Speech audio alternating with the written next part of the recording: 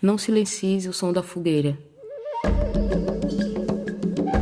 Não silencies o som da fogueira, embora o frio cubra todo o abrigo que te incentiva.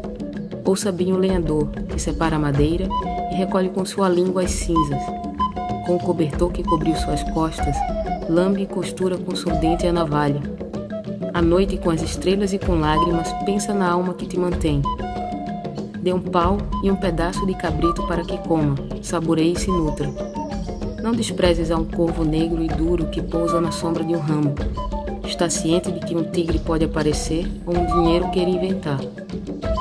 Mantenha o dedo sobre o gatilho de uma arma, repele os bichos e os gansos.